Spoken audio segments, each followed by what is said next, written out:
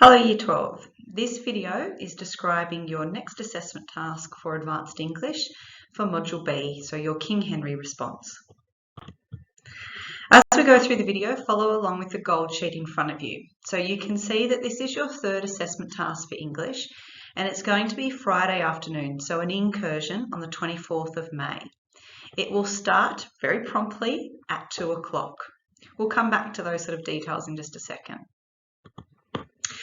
Okay, so what are we looking for? We are looking for you to demonstrate deep understanding of your module, the text, and how you articulate yourself. So this task has been designed to really check how well you understand Module B, King Henry, and we are deliberately giving you the exact line of the rubric that we'll be addressing. So your focus is on the rubric, particularly how it pertains to students' need to evaluate notions of context with regards to the text composition and reception. We are quoting the rubric there. So whilst on the day you will not know the exact question, you know that it will be a context-based question. So we're telling you what to do, how to study for it, what's going to be in the little test, but you won't know the exact phrasing of the question. So you know context, context, context. So you might need to start to think, well, do I understand the context of King Henry? Do I understand the context of the world in which Shakespeare was writing? Think about how that world influenced his message and what he aimed to communicate to readers both then and now. So be prepared for a context question. I don't know how many more times I can say context. Context, context, context. Okay, so on the day, you will have 5 minutes planning time.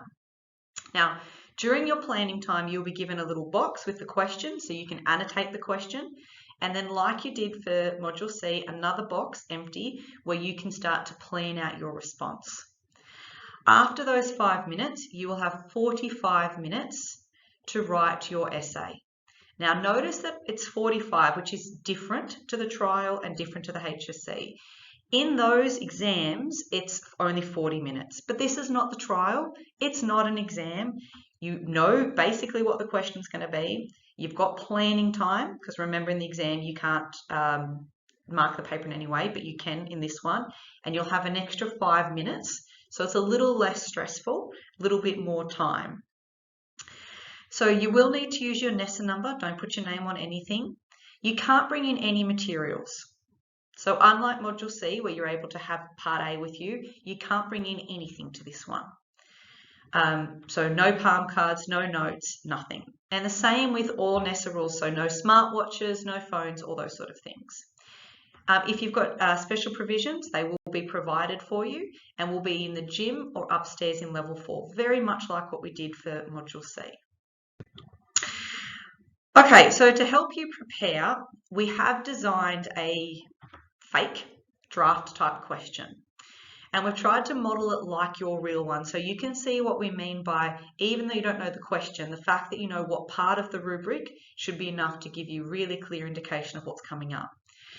So you'll be responding to a question in week 2. And like the real one I've designed on the page here, you can see that I've quoted a section of the rubric. In this case, it's distinctive qualities of the texts, notions of textual integrity, and the text's significance.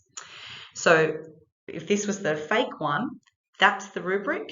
The question is that one of the most distinct features of the play is its comical dramatisation of historical period. You need to analyse how that ensures the play's significance. Your teacher will give you more details about how this will be submitted and when it will be completed and things like that. But we wanted to show you what it looks like, what we mean by here's a line from the rubric, and we'll be designing the question specifically from that. Okay, so having a look at the marking criteria, the same band descriptions that you've seen many, many times before, marked out of 20. Essentially, we're looking at 3 distinct skills. So your ability to answer the question, your ability to analyse the text, and your ability to write a well-developed essay. So let's zoom in particularly on the A range band. So how well you can reveal a skillful understanding of the text's context as per the question. So that's the first thing we want to see. You understand context and you're answering the question. The second dot point is how well you can demonstrate a well-informed understanding of language forms and features. using well-selected and detailed analysis of textual evidence. So that's your knowledge of the text, your analysis of the text's forms and its language. And are you using that to create a well-informed argument? And then your last dot point is basically the same for any English assignment, which is about how well you can compose your response. So for the A range, the description is a perceptive argument with language that's appropriate to the form. Basically, the skills are the same. The descriptor just changes from skillful to effective, adequate, and so forth. Okay, so lastly, just a few tips on how to prepare for this. You were all fortunate enough to see the King Henry play at the Seymour Centre, but unfortunately missed the symposium. So your English teachers would have put that PowerPoint on your Google Classroom page. It is long, I think it's like 80 slides, but there is a lot of really rich, excellent content in there. So that might be a good thing to have to start to review. Thinking about what you do and don't know. If there's content that you still have not memorized, you don't know, how do you do that? Maybe making flashcards, quizzing each other, recording things on your phone. Be really active in your study. Engage with the critical readings. Module B requires you to have your own personal interpretation of the text. But how we find that interpretation is often by engaging with other people who have said about it to determine which do we agree with and which do we disagree with to form our own. So you probably have copies in your classroom, otherwise there's a stack of them available in the library that you can borrow. Huge range of reputable writers like your Greenblatts and your Bloombergs and all those sort of guys writing critical responses to this play. Now obviously you have to think about time management. 45 minutes is going to go very quickly. So we encourage you to do practice papers or even past HSC papers under time conditions. Now you might start by doing it with 10 flashcards.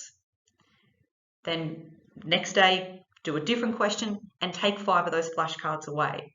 And then keep removing those elements of support till you can do that exam, produce a really good paper without any support. And that's not just applicable for our assessment, but I'm talking big picture, how do we prepare long-term for all of the trials, HSC and so forth. And one of the really good ways of checking are you on track is that self-assessment. So during my theatre presentation the other day, I made reference to the 2020 and 2019 exam booklets that are available in the library. You can have a look at both of those and actually see what kids produced under real-time conditions to real unseen questions and self-assess against them.